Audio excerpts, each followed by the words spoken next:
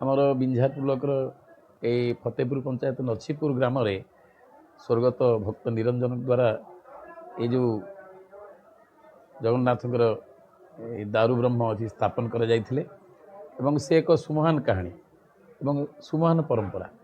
ଭକ୍ତ ନିରଞ୍ଜନଙ୍କ ଦ୍ୱାରା ଘୋଷଯାତ୍ରା ପ୍ରତିବର୍ଷ ଏଠି ଅନୁଷ୍ଠିତ ହୋଇକି ଆସୁଛି ସେଇ ଦିନଠାରୁ। କିନ୍ତୁ ଗତ କିଛି ବର୍ଷ ତଳେ ରଥ ଚକା ତଳେ ଗୋଟିଏ ଛୋଟ ପିଲାର ମୃତ୍ୟୁ ହେବା ଘଟଣାକୁ କେନ୍ଦ୍ର କରିକି ଏଠି କିଛି ଘଟଣା ଘଟିଥିଲା, ଯାହାଫଳରେ ଭକ୍ତ ନିରଞ୍ଜନକୁ ଏହା ବହୁତ ବ୍ୟଥିତ କରିଥିଲା। ସେ ସେଇଦିନଠାରୁ ନିଷ୍ପତ୍ତି ନେଇଥିଲେ ଯେ ରଥଯାତ୍ରା ସମସ୍ତ ରୀତିନୀତି ଅନୁଷ୍ଠିତ ହେବ, କିନ୍ତୁ ରଥ ପଥ ଦେଇକି ଆଉ ଗଡ଼ିବ ନାହିଁ। ତଦନୁଯାୟୀ ନୀଳାଦ୍ରି ବିହାରର ରଥଯାତ୍ରାର ଏକ ସ୍ୱାତନ୍ତ୍ୟ। ମୁଁ ହେଉଛି ଅଶୋକ କୁମାର ଆଚାର୍ଯ୍ୟ। ମନ୍ଦିର ପ୍ରତିଷ୍ଠାତା ମୋର ବଡ଼ ଭାଇ ସ୍ୱର୍ଗତ ନିରଞ୍ଜନ ଆଚାର୍ଯ୍ୟ, ତାଙ୍କର ସବା ସାନ ଭାଇ। ଆଜକୁ ପ୍ରାୟ 30-35 ବର୍ଷ ହେଲା ଆମେ ଏହି ରଥଯାତ୍ରା କାର୍ଯ୍ୟକ୍ରମ କରି ଆସୁଛୁ।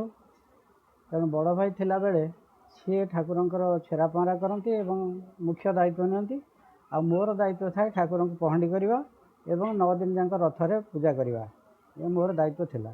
କିନ୍ତୁ ବଡ଼ ଭାଇ ଚାଲିଯିବା ପରଠାରୁ ପ୍ରାୟ ମନ୍ଦିରର ସବୁ ଦାୟିତ୍ୱ ମୋତେ ତୁଲାଇବାକୁ ପଡ଼ୁଛି।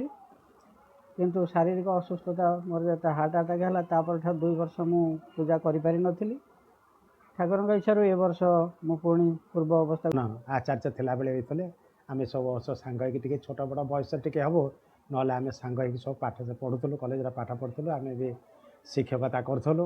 ତେଣୁ ମୋର ବହୁ ଦିନର ତାଙ୍କ ସହିତ ଗୋଟେ ସମ୍ପର୍କ ରହିଯାଇଛି।